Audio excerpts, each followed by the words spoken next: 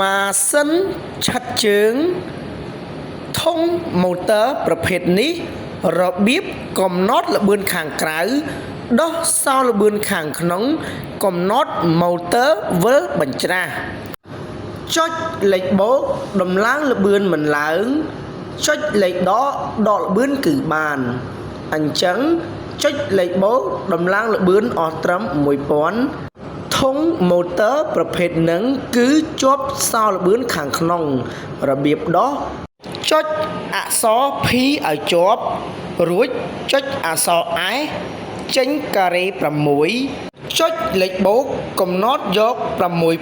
6668 គឺជាលេខកូដកំណត់ចូលប្រូក្រាមអក្សរ P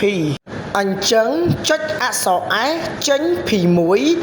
ចុចលេខបូកយក P2 កំណត់ល្បឿនខាងក្នុងចុចអក្សរ S ល្បឿនខាងក្នុង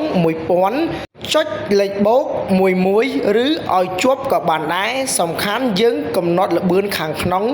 យឺតឬក៏លឿនប៉ុណ្ណាដែលយើងចង់បានយើងកំណត់យកល្បឿនប៉ុណ្ណឹងទៅល្បឿនខាងក្នុងអស់ត្រឹម 7000 បន្ទាប់មករបៀបសែវចុចអក្សរ S រួចចុចអក្សរ P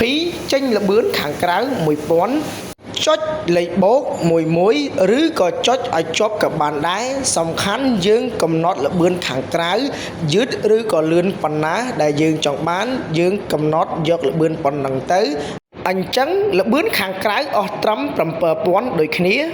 កាលណាដែលយើងកំណត់ល្បឿនខាងក្នុងយឺតឬក៏លឿនប៉ុណ្ណាល្បឿនខាងក្រៅក៏យឺតនិងលឿនប៉ុណ្ណឹងដែរដោយសារតែម៉ាស៊ីននេះជាប្រភេទម៉ាស៊ីនឆិតជើងខ្ញុំកំណត់ល្បឿនខាងក្រៅត្រឹមតែ 1500 ទេបងប្អូនចង់កំណត់ល្បឿនយឺតឬក៏លឿនប៉ុណ្ណាដែលបងប្អូនចង់បានបងប្អូនកំណត់យកប៉ុណ្ណឹងទៅសម្រាប់ខ្ញុំកំណត់ល្បឿន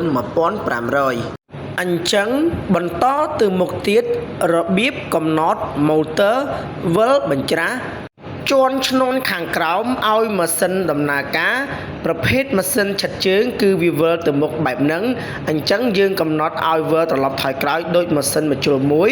ចុចអក្សរ P ឲ្យជាប់រួចចុចអក្សរ S ចេញការ៉េ6ចុចលេខបូកកំណត់ 6668 រួចចុចអក្សរ S ចេញ P1 ចុចលេខបូកកំណត់យក P11 គឺជាកន្លែងកំណត់ម៉ូទ័រវិលបញ្ច្រាសបន្ទាប់មកចុចអក្សរ S ចេញលេខ0ចុចលេខបូកកំណត់យកលេខ1រួចចុចអក្សរ S បន្ទាប់មកចុចអក្សរ P អញ្ចឹងយើងជាន់ឈ្នាន់ខាងក្រៅមួយហើយមើលក្បាលម៉ាស៊ីនឆិតជើងទាំងអស់គ្នាគឺវិលថយក្រោយដូចម៉ាស៊ីនម្ជុលមួយអញ្ចឹងយើងកំណត់ម៉ូទ័រវិលទៅមុខវិញដោយសារតែម៉ាស៊ីននេះជាប្រភេទម៉ាស៊ីនឆិតជើងចុចអក្សរ P ឲ្យជាប់រួចចុចអក្សរ S ចេញការ៉េ6បន្ទាប់មកចុចលេខបូកកំណត់លេខកូន 6668 រួចចុចអក្សរ S ចេញ P1 ចុចលេខបូកកំណត់យក P លេខ11រួចចុចអក្សរ S ឃើញលេខ1ចុចលេខដកដាក់លេខ0ចុចអក្សរ S រួចចុចអក្សរ P បន្ទាប់មកជាន់ឈ្នាន់ខាងក្រៅមួយដើម្បីឲ្យម៉ាស៊ីនយើងដំណើរការអញ្ចឹងគឺក្បាលម៉ាស៊ីនឆិតជើងវិលទៅមុខធម្មតាវិញហើយសូមអរគុណ